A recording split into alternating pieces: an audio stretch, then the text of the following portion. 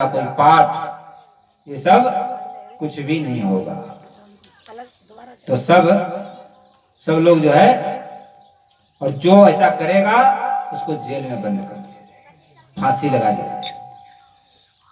और जगह जगह हिरण्यकशिपु का मंदिर बनवा दिया, बोले मैं ही भगवान।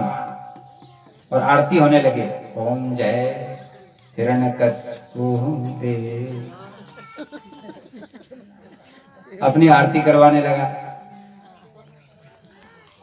इस तरह से इधर जब नारद जी को पता चला हिरण्यकशिपु आ गए हैं, तो प्रहलाद जी और उनकी माता को ला करके यहाँ दे दिया। तो प्रहलाद जी तो वही नारायण नारायण नारायण करते हुए चला गया। तो हिरण्य भाई क्या बकता है, जो है हमारे शत्रु का नाम लेता है। कई आधुनिक का कोई नारद जी का आश्रम में रहे, इसलिए इनको अभ्यास है नारायण नारायण करने, वो अपने आप भूल जाएंगे कुछ दिन बाद।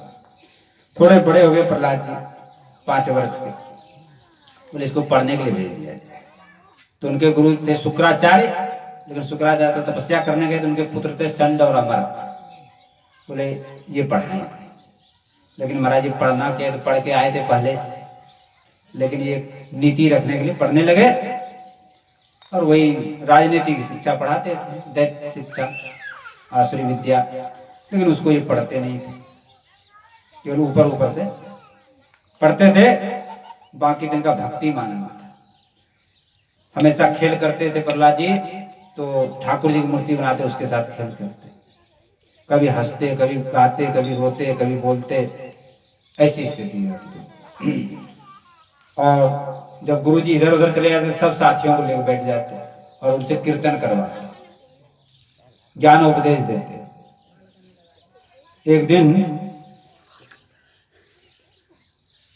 हिरण्यकशिपु ने कहा कि मेरा पुत्र को कई बहुत दिन हो गया, उसको लाओ, क्या पढ़ा उसने। तो संड अमर को लेके आए राजसभा में, बोले पुत्र तुमने क्या पढ़ा, सबसे उत्तम बात।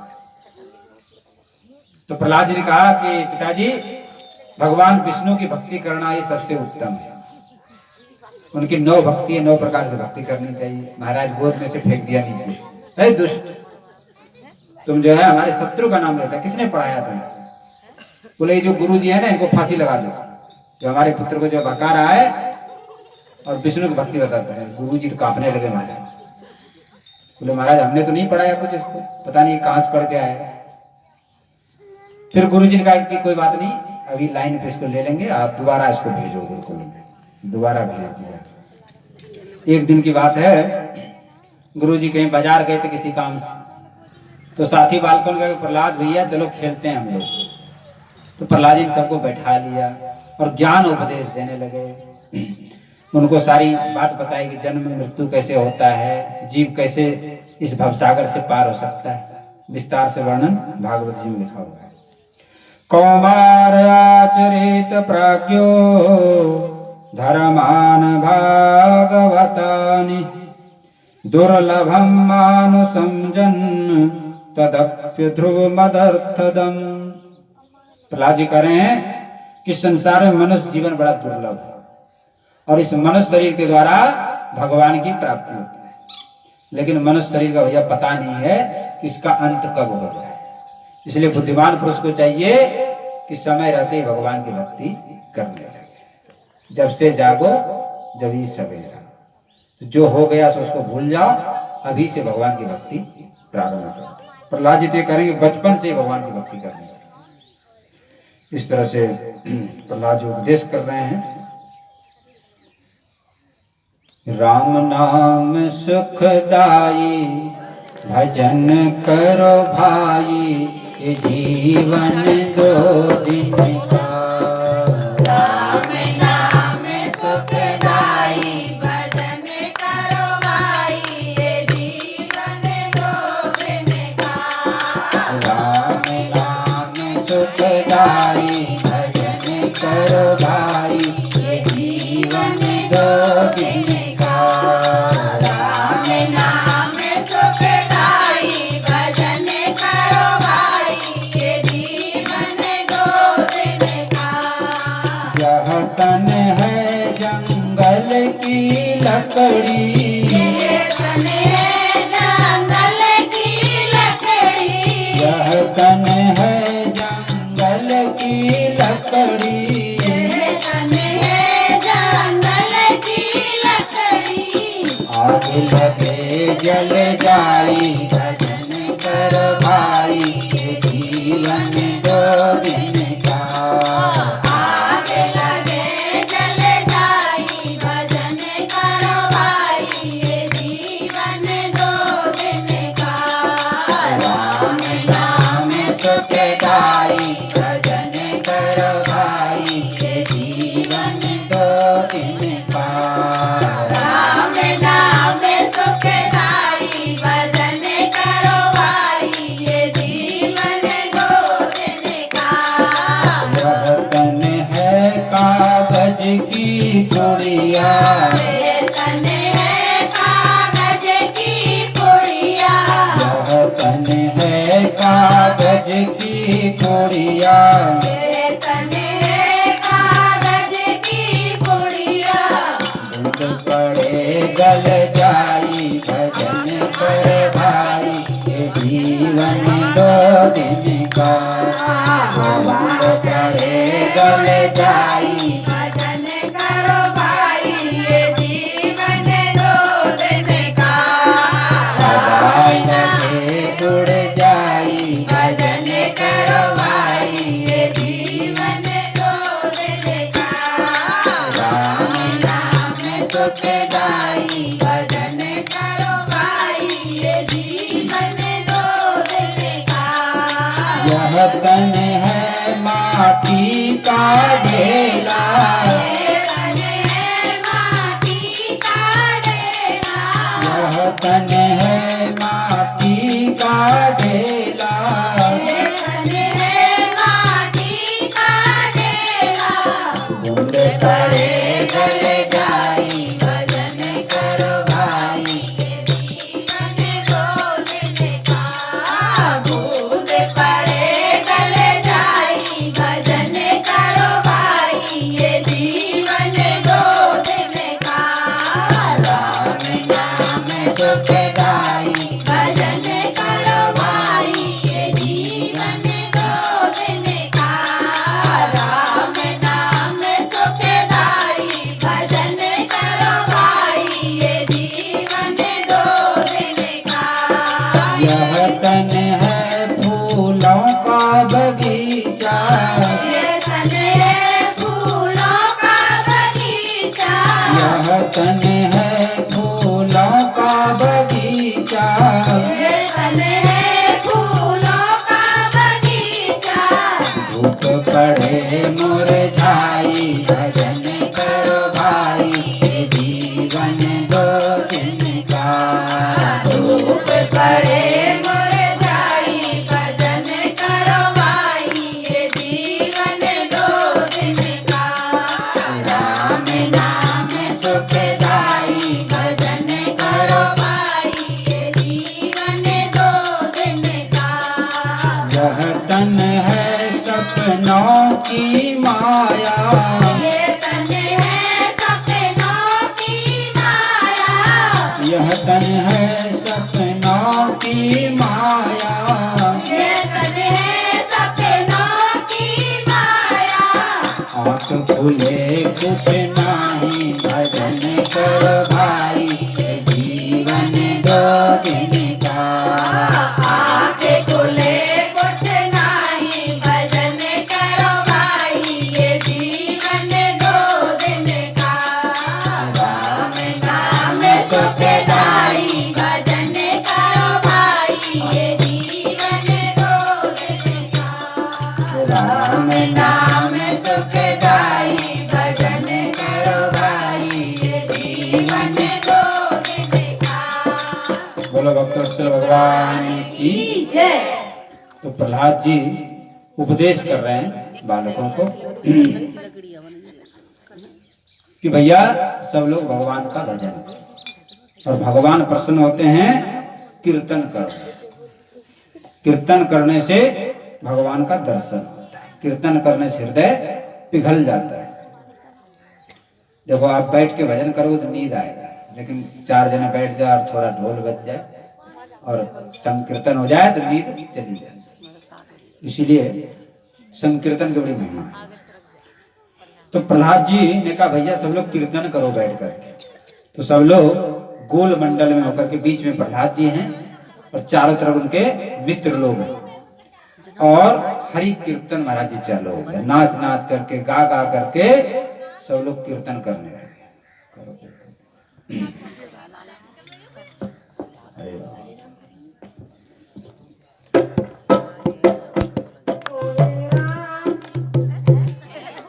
मोए राम नाम प्यारो पिताजी मोए मत मारो। मोए राम नाम प्यारो पिताजी मोए मत मारो। मोए राम नाम प्यारो पिताजी मोए मत मारो।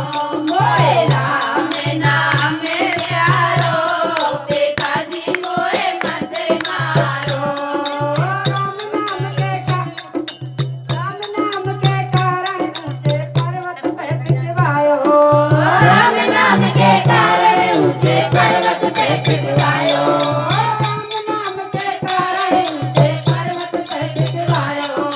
राम नाम के कारण ऊंचे पर्वत पे पिटवायो। मैं तो पहाड़ी पे घूमायो पिताजी मोए मत मारो। मैं तो पहाड़ी पे घूमायो पिताजी मोए मत मारो। राम नाम प्यारो पिताजी मोए मत मारो। मोए राम नाम प्यारो पिताजी मोए मत मारो। राम नाम के कारण ताते खम्भों से चिपकायो। राम नाम के कारण ताते खम्भों से चिपकायो।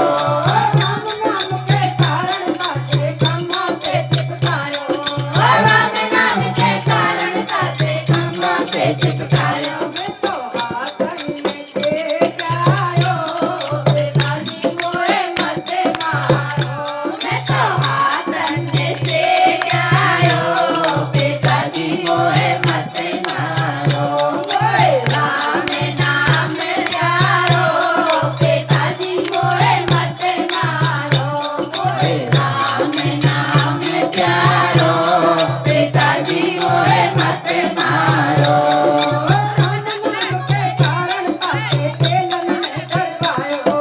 राम नाम के कारण ताते तेलन में डरवायो। राम नाम के कारण ताते तेलन में डरवायो। राम नाम के कारण ताते तेलन में डरवायो। मैं तो तेल लगायो पिताजी मोए मत मारो। मैं तो तेल लगायो पिताजी मोए मत मारो। मोए राम नाम प्यारो पिताजी मोए मत मारो। मोए राम नाम प्यारो पिताजी मोए मत मारो। राम नाम के कारण मैं तो होली में बैठायो। राम नाम के कारण मैं तो होली में बैठायो। राम नाम के कारण मैं तो होली में बैठायो। राम नाम के कारण मैं तो होली में बैठायो। तो बुआए बजायो पिताजी मोए मत मारो। मैं तो बुआए बजायो पिताजी मोए मत मारो। मोए राम नाम प्यारो पिताजी मोए मत मारो। मोए राम नाम प्यारो पिताजी मोए मत मारो। मोए राम नाम प्यारो पिताजी मोए मत मारो। पिताजी मोए मत मारो। कारण मैं तो पानी में पिटवायो। राम नाम के कारण मैं तो पानी में पिटवायो। गंगा नहायो पिताजी मोए मत मारो।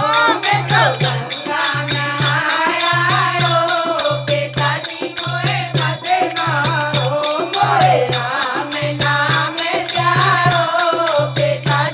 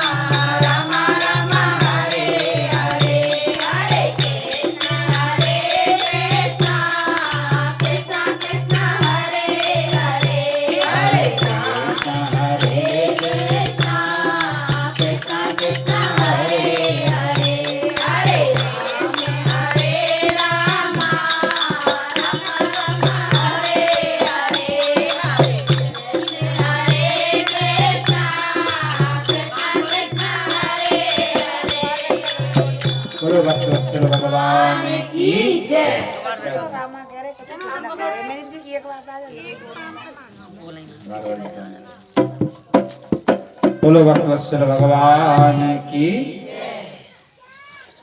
तो प्रहलाद जी सभी अपने मित्रों के साथ कीर्तन कर,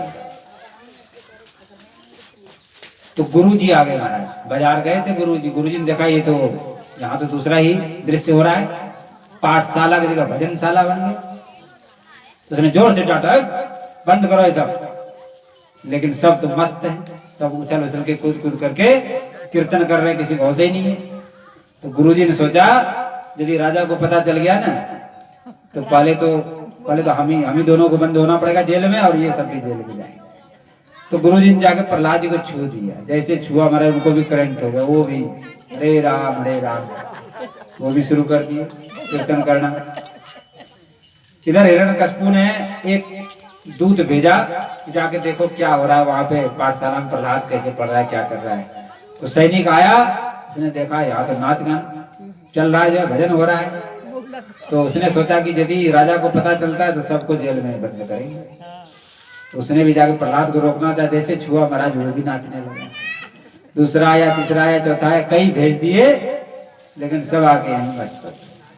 तो शाम हो गया, तो हिरण्यकशिपु ने सोचा कि जो जाता है लौट के नहीं आ रहा। तो स्वयं हिरण्यकशिपु आया, देखा तो दूसरा ही चल रहा है लीला। जोर से हल्ला किया उसने, सब बंद करो ये सब, लेकिन कोई सुनने वाला नहीं, सब तो मस्त हो रहे। तो हिरण्यकशिपु ने प्रहलाद को पकड़ करके बंद करवाया, लेकिन उसको कुछ नहीं हुआ। अब तो बड़े क्रोध में आ गया। गुरुजी का क्या शिक्षा देते हो तुम? गुरुजी ने कहा हमने तो कोई शिक्षा नहीं किया, ये अपने आप से करते हैं। तो कहा जो है प्रहलाद से हिरण्यकशिपु ने कि देखो मान जाओ, हमारे शत्रु विष्णु का नाम लेना छोड़ दो, उनकी भक्ति करना छोड़ दो, मैं तो तुमको प्राण दंड देंगे। बोले कुछ भी करो, हम तो भक्ति नहीं छोड़ो। सैनिकों से कहा इसका वध कर दो, दुष्ट है, सुन नहीं रहा। तो सैनिक लोग हथियार लेके दौड़े, लेकिन सारा हथियार उनके शरीर पे लग के चकना चूर हो गया। और भी अनेक उपाय किए, बोले हाथी के पैर के नीचे कुचलवा दो, और बोले कि पहाड़ पे से गिरवा दो, और सांप से डसवाया, अनेक उपाय किए महाराज। अंधेरी कोठरी में बंद कर दिया, भोजन पानी बंद कर दिया, धरती आग में डाल दिया, समुद्र में डाल दिया, आंधी तूफान में छोड़ दिया, पहाड़ों के नीचे दबा दिया, लेकिन प्रहलाद जी का कुछ भी बाल बाका नहीं। जिसको भगवान रक्षा करते हैं उसको जो है कोई कुछ नहीं कर सकता है। अनेक प्रकार से उपाय किया उसने। उसकी एक बहन थी, उसका नाम था होलिका। वो क्या, उसको वरदान था ब्रह्मा जी का कि एक चद्दर ओढ़ के बैठ जाए तो आग नहीं लगे। तो एक चिता सजाया और होलिका ने कहा मैं बैठती हूँ, ये प्रहलाद जल जाएगा। तो प्रहलाद जी लोग बैठ गए, लेकिन ऐसी प्रभु की लीला हुई कि ऐसी जोर से हवा चली कि वो चद्दर तो प्रहलाद जी के ऊपर उड़ गया और होलिका जल गई। उसी दिन से हम लोग होलिका दहन मनाते हैं, यानी भक्ति का विजय हुआ। तो भक्त लोग तो जो है भक्ति की विजय का उत्सव है होली। इस तरह से अनेक प्रकार से उपाय किया जो है मारने के लिए, लेकिन भगवान उनकी रक्षा। जिसका साथी है भगवान उसको क्या रोकेगा, आंधी और तूफान उसको क्या रोकेगा, आंधी और तूफान। जिसका साथी है भगवान उसको क्या रोकेगा, आंधी और तूफान उसको क्या रोकेगा, आंधी और तूफान। गगन दूर हो जाए जमी चाहे सागर में धस जाए, गगन दूर हो जाए जमी चाहे सागर में धस जाए, तूफानों की गोद में चाहे सारा जग खो जाए। तूफानों की गोद में चाहे सारा जग खो जाए। पाम ना रुकने पाए उसको क्या रोकेगा आंधी और तूफान। जिसका साथी है भगवान उसको क्या रोकेगा आंधी और तूफान।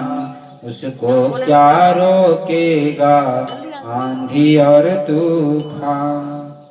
जिसके शीश पे हाथ हजारों छू न कोई पाएगा। जिसके शीश पे हाथ हजारों छू न कोई पाएगा। हरि नाम से ये पर्वत भी तिनका बन जाएगा। हरि नाम से ये पर्वत भी तिनका बन जाएगा। धूल में मिल जाएगा उसको क्या रोकेगा आंधी और तूफान। जिसका साथी है भगवान उसको क्या रोकेगा आंधी और तूफान। उसको क्या रोकेगा आंधी और तूफान। भक्त और हरि का बंधन तो ज्यों दीपक और बाती। भक्त और हरि का बंधन तो ज्यों दीपक और बाती। उसी ज्योत से ये जलती है उसमें ही मिल जाती। उसी ज्योत से ये जलती है उसमें ही मिल जाती। देह अमर हो जाती उसको क्या रोकेगा आंधी और तूफान। जिसका साथी है भगवान उसको क्या रोकेगा आंधी और तूफान।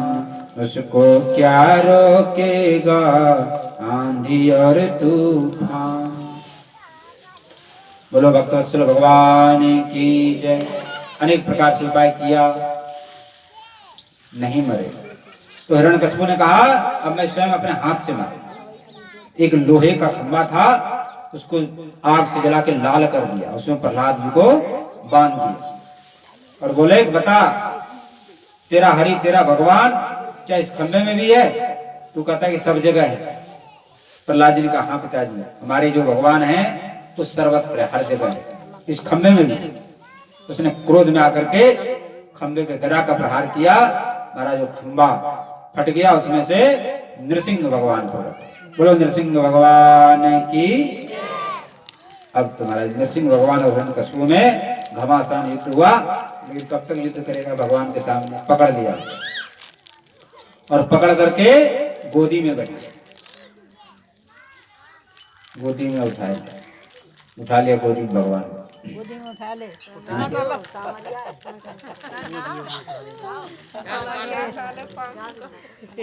तो भगवान ने कहा देखो अब तुम्हारा समय आ गया। जो दुष्ट होते हैं अहंकारी होते हैं वो नहीं बच पाता। अब देख लो न दिन है न रात संध्या समय और देहरी पर बैठे हैं न घर है न बाहर है। और देख लो न मैं मनुष्य हूं न पशु। नरसिंह ऊपर का तो सिंह जैसा मुख है और नीचे शरीर मनुष्य का है। नरसिंह है और अस्त्र शस्त्र कोई हथियार नहीं। नख है नख नाखून। न आकाश में है न धरती में मेरी गोद में बैठे हो। यानी सारी शर्त पूरा कर दिया भगवान और महाराज को फाड़ दिया। उसका जो है उद्धार हो गया। अब महाराज नरसिंह भगवान का क्रोध ही शांति नहीं हुआ। जोर जोर से चिघाड़ करने लगे तो सभी देवता लोग आए स्तुति करने लगे। लेकिन भगवान का क्रोध शांत नहीं हुआ। तो सबने लक्ष्मी जी इसका माता जी आप ही चली जाओ प्रभु का क्रोध शांत करो। और लक्ष्मी जी हाँ वो लक्ष्मी जी भाग गई। बोले ऐसे बनकर तो मैंने नहीं देखा भैया। हाँ तो लक्ष्मी जी चले गई। अब देवता लोगों के सोचा क्या किया। बोले बेटा प्रहलाद अब तुम ही भगवान के क्रोध को शांत कर। तो प्रहलाद जी जाकर के भगवान के चरणों में साष्टांग लौट गए। भगवान ने प्रहलाद जी को उठा के गोद में बिठा दिया और अपने जीभ से प्रहलाद जी को चाट रहे। वात्सल भाव उदय हो गया, भगवान का क्रोध शांत। बोले बेटा कोई वरदान मांग। तो बोले प्रभु हमको कोई वरदान की इच्छा ही नहीं, हमारे मन में कुछ लेने की इच्छा ही नहीं। फिर भी भगवान ने बोला नहीं कुछ मांगो। बोले हमारे पिता का उद्धार हो। तो भगवान बोले तुम्हारे पिता का ही नहीं, तुम्हारे तो 71 कुल का उद्धार हो। जिसके कुल में भक्त पुत्र का जन्म होता है वो 71 पीढ़ी तर जाता है, इसलिए तुम्हारा तो उद्धार हो गया। फिर उनको राज्य गद्दी दिया है भगवान ने, 1000 वर्ष तक शासन किया और उनके राज्य में सभी भगवान के भक्त थे। उन्हीं का पुत्र हुआ जो है विरोचन, विरोचन का राजा बलि और राजा बलि का बानासुर। इस तरह से भक्त कथा के भक्त प्रहलाद जी कथा आप लोगों ने श्रवण किया। इसके बाद गजेंद्र मोक्ष की कथा है। एक हाथी थे, वो जो है रहते थे त्रिकूट पर्वत और सुंदर वन था, उसमें भ्रमण करते थे। हाथियों का सरदार था, बहुत सी हथनियां थी और बड़ा उसमें बल था। एक दिन सरोवर में नहा रहा, एक ग्राह ने पकड़ लिया। ग्राह जो है खींचने लगा, भयंकर युद्ध हुआ दोनों में। कभी ग्राह बाहर खींचे, कभी हाथी बाहर खींचे। इस तरह से बहुत दिनों तक युद्ध हुआ और लेकिन ग्राह जो जल में है उसकी शक्ति ज्यादा हो, और जो हाथी थे हथनियां थे उसने भी जोर लगाया, लेकिन महाराज ग्राह इतना शक्तिशाली था कि वो बाहर ही नहीं आ पाया। तो जितने हाथी हथनियां थी बच्चे, तो उसने सोचा अब ये तो मर ही रहा है, अब हम यहाँ भूखे प्यासे कब तक पड़े रहेंगे, अपने चलो। तो सब छोड़ छाड़ के चले गए। अब कोई सहारा नहीं बचा और महाराज यहाँ तक पानी आ गया, सूर केवल रह गया। उसने भगवान को पुकारा तो भगवान प्रकट हो गए और एक कमल का फूल उनके चरणों में चढ़ा दिया और भगवान ने हाथी को पकड़ कर बाहर खींच लिया। साथ में ग्राह भी बाहर आ गया और चक्र से ग्राह का मस्तक काट दिया और जो है उस ग्राह का उद्धार हो गया और इस हाथी का भी उद्धार हो गया। जो भी भगवान को किसी प्रकार से पुकारता है तो भगवान उसकी सहायता करता है। गज और ग्राह। सूरदास जी कहते हैं हे गोविंद हे गोपाल अब तो जीवन हारे, नीर पिवन हेतु गयो सिंधु के किनारे, सिंधु बीच बसत ग्राह चरण गई पछाड़। 4 प्रहर युद्ध भयो ले गयो मझधारे, नाक कान डूबन लागे कृष्ण को पुकारे। द्वारिका में शब्द भयो शोर भयो भारे, शंख चक्र गदा पद्म गरुड़ लय सिधारे। सूर कहे श्याम सुनो शरण हो तिहारे, अब की बार पार करो नंद के दुलारे। इस तरह से गजेंद्र मोक्ष की कथा आप लोगों ने सुना।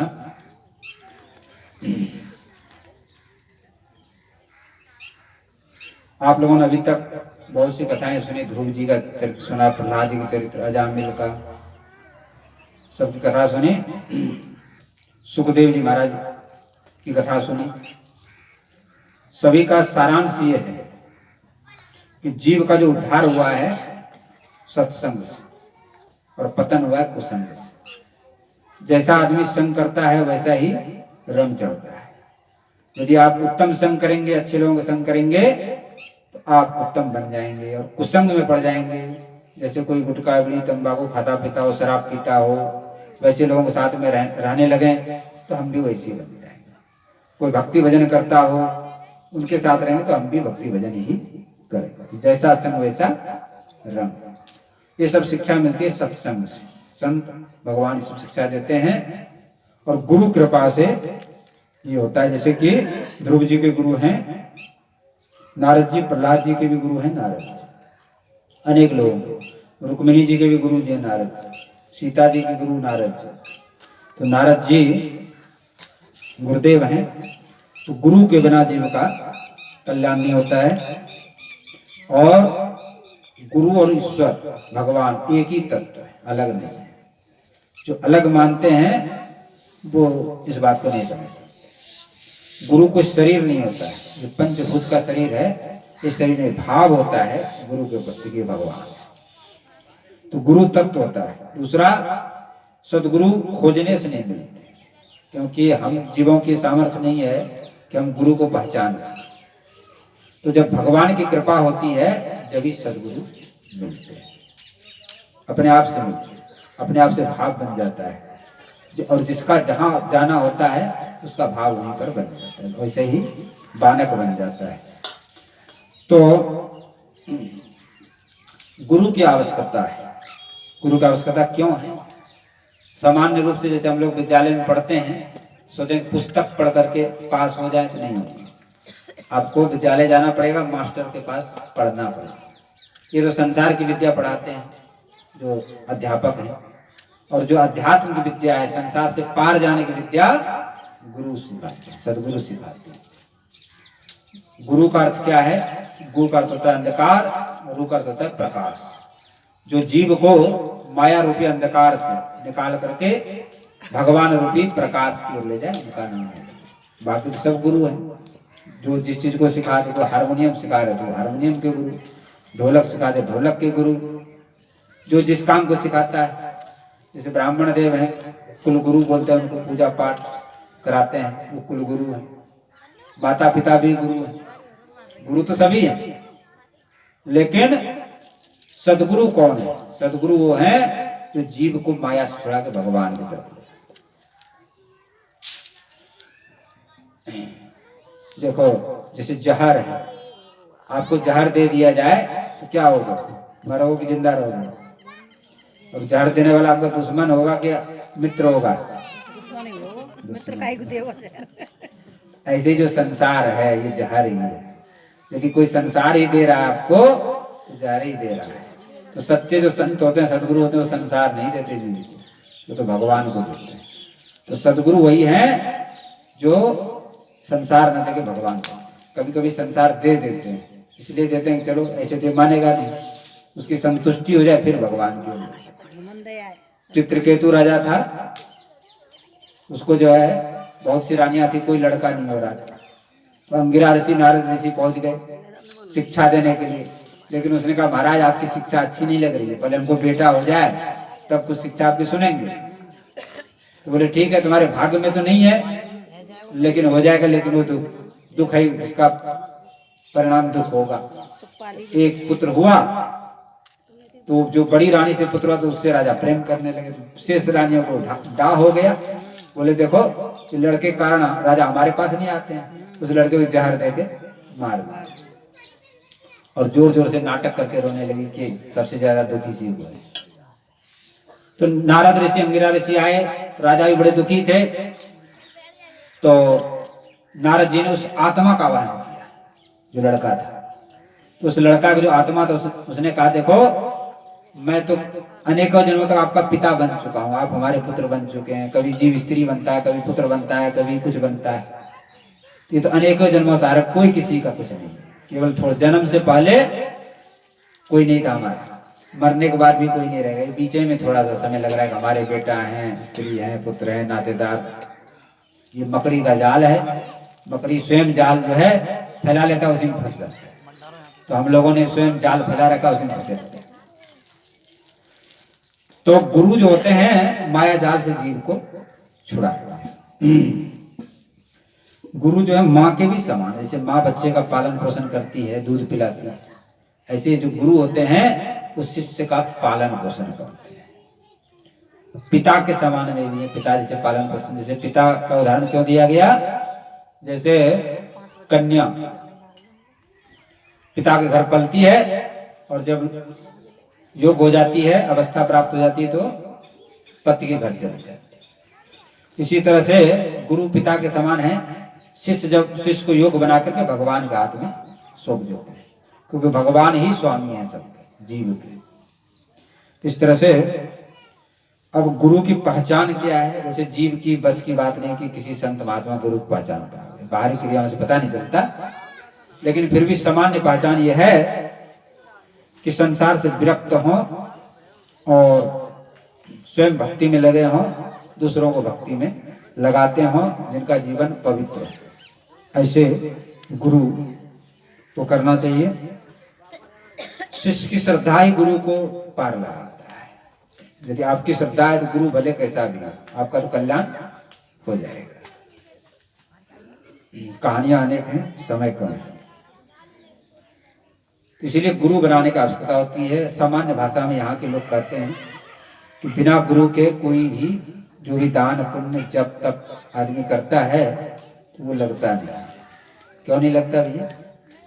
जैसे आप किसी बड़े आदमी के यहाँ जाओ और गेट पर द्वारपाल खड़ा, वो कहेगा कुछ पहचान बताओ, पहचान पत्र दिखाओ, अथवा मान क्या तुम्हारा परिचय है, तब तो जाने देंगे अंदर, उसके बिना नहीं एंट्री नहीं होगा। इसी तरह से गुरु महाराज मोहर दे देते, कंठी के रूप में, मंत्र के रूप में। फिर आप जो भी सत्कर्म करोगे वो सीधे पास हो जाएगा, लगेगा। इसलिए यहाँ बताते हैं हमारे यहाँ के लोग कि बिना गुरु के वो जो भी करते हैं निष्फल हो जाता है। इसीलिए गुरु बनाने का आवश्यकता है। और गुरु बनाने में कोई झंझट नहीं है कि फांसी नहीं लग रहा है कोई कि फांसी दिया जा रहा है। कंठी तो बांधा जाता है तुलसी की, और कौन से फांसी दिया जा रहा है? तुलसी कंठी की बड़ी महिमा है। तुलसी जी भगवान को बड़े प्यारी है। आप लोग हर घर में तुलसी जी, और भी बहुत पौधाएं सब लोग नहीं लगाते हैं, लेकिन तुलसी जी का वृक्ष हर घर में मिलेगा, क्योंकि तुलसी जी भगवान को बड़ी प्यारी है। हरिप्रिया नाम है। तो तुलसी कंठी जो धारण करते हैं, भगवान उन पर प्रसन्न होते हैं और उनके पास कोई भी भूत प्रेत आदि व्याधि तंत्र मंत्र ग्रह नक्षत्र ये सब नहीं आते हैं। तो तुलसी कंठी की बड़ी महिमा है, इसलिए तुलसी की कंठी पहनने का विधान। तो चंदन का भी पहना जा सकता था, लेकिन चंदन का नहीं पहनते, तुलसी की माला ही पहनने का विधान है। इस तरह से गुरुदेव से ज्ञान लेना चाहिए और अपने जीवन को धन्य बनाना चाहिए, उनके मंत्र का जप करना चाहिए। बहुत से लोग कहते हैं कि हमारे गुरुजी नहीं रहे। अरे गुरुजी मरते नहीं हैं, जैसे भगवान अजर अमर हैं वैसे गुरु तत्व अमर है। उन्होंने जो आपको मंत्र दिया है उस रूप में हमेशा गुरुजी आपके पास, गुरुजी कहीं दूर नहीं जाते। जैसे भगवान नहीं जाते वैसे गुरुजी नहीं जाते। तो मंत्र के रूप में गुरु हमेशा साथ रहते हैं। दूसरा, गुरु को बदलना नहीं चाहिए। जैसे किसी ने गुरु बना लिया हो तो बदले नहीं, उसी मंत्र को जपें, कोई गुरु माने।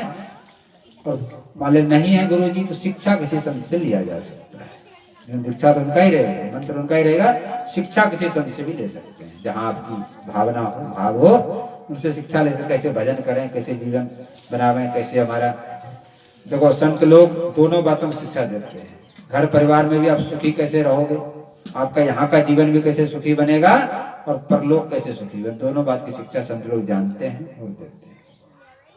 यदि आप घर में प्रेम से रहो, आपस में मिलजुल के रहो, कोई कुछ कह दे सहन कर लो तो घर में शांति रहेगी।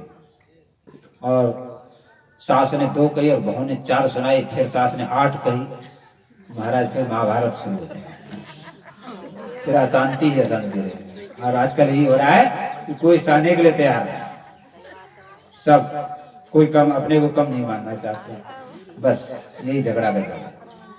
अरे 4 बर्तन है, थोड़ा आवाज तो होगा, लेकिन प्यार से समझा लो, कोई बात हो भी जाए तो शांति से समझा दो और समझ लो, तुम भी समझ लो।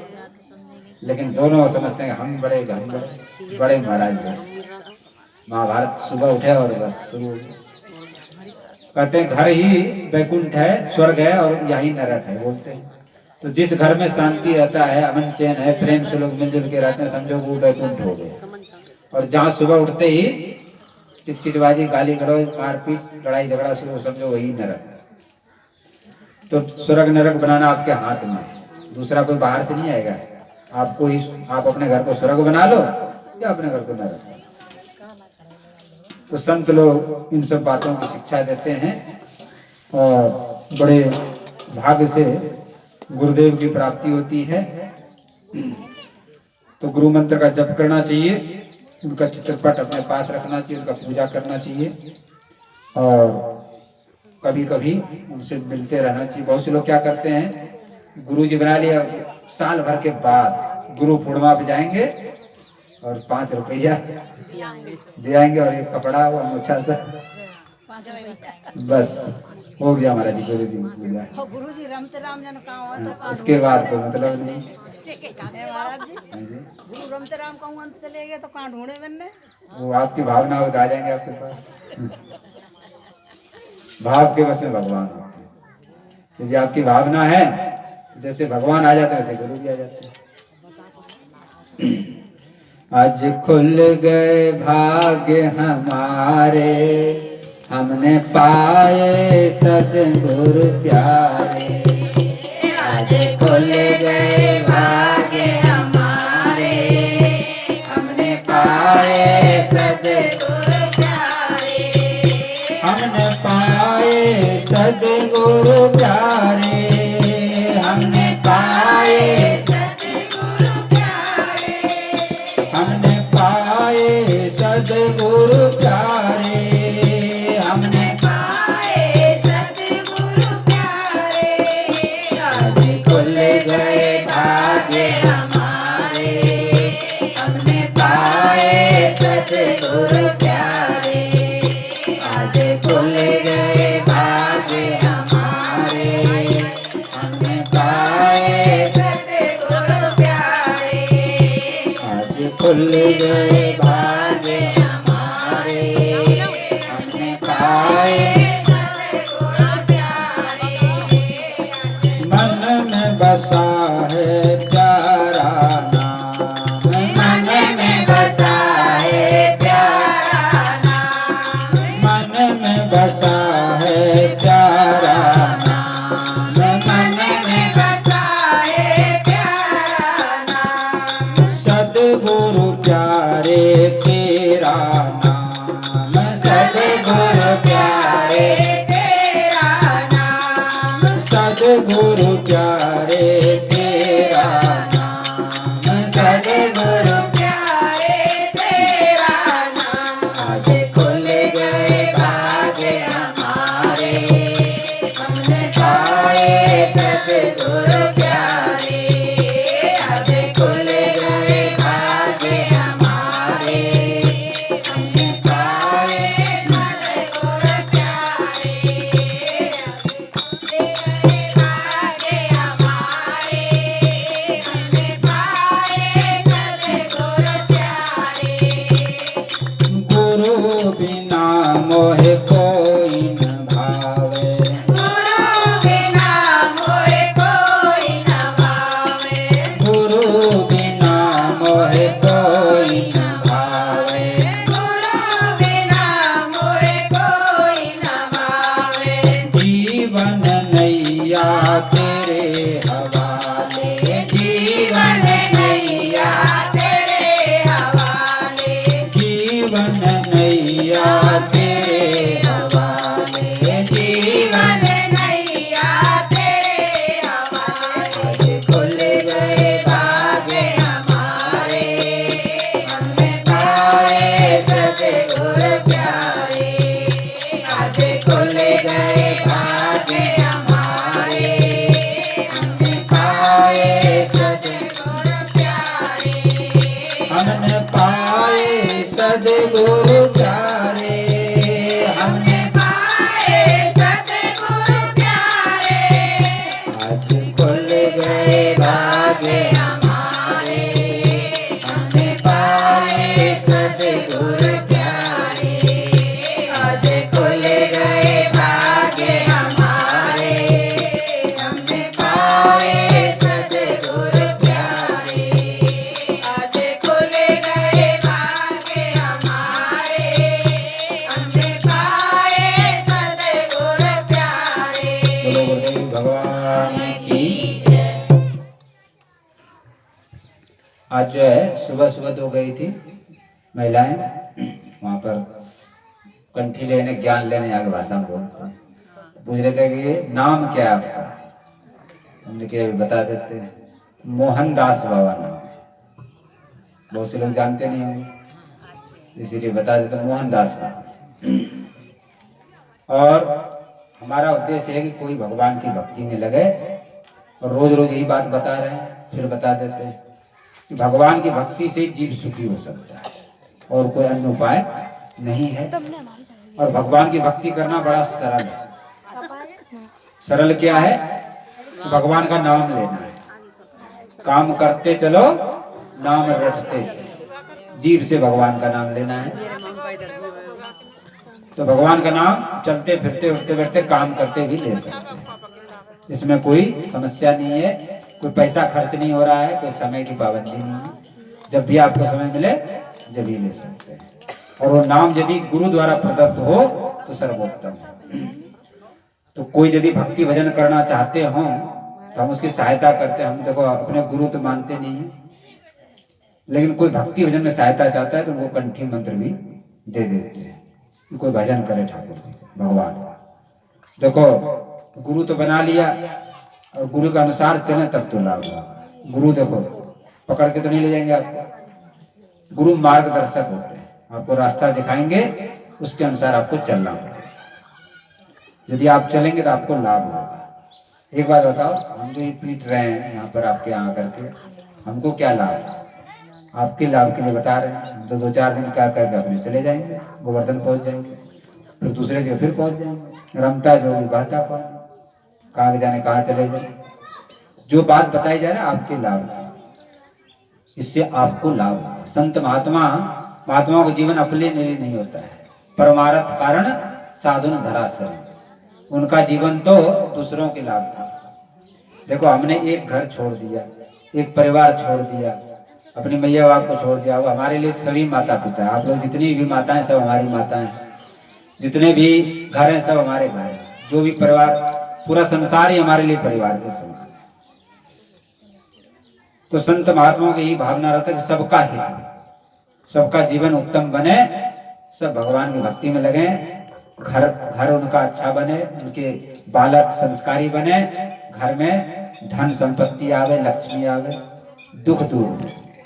यही संत महात्मा की जो है हृदय की इच्छा होती है कि सभी सुखी हों। सर्वे भवन्तु सुखिनः, सभी लोग सुखी हों और सभी निरोगी, सर्वे सन्तु निरामय। तो संतों का ये भाव होता है। तो संत महात्मा जिस रास्ता को बताते हैं, यदि उस पर आप चलेंगे तो आपका जीवन सुखी हो जाएगा, आपका जीवन निरोगी हो जाएगा। पहला सुख निरोगी काया। शरीर खूब धन है आपके पास और शरीर में रोग लगा हुआ है तो धन किस काम का है? तो पहला सुख है निरोगी काया। यदि शरीर आपका निरोग है तो सब कुछ बढ़िया लगेगा, और शरीर में बीमारी है तो कुछ बढ़िया नहीं लगेगा। तो ये सारी व्यवस्था संत लोग बताते हैं।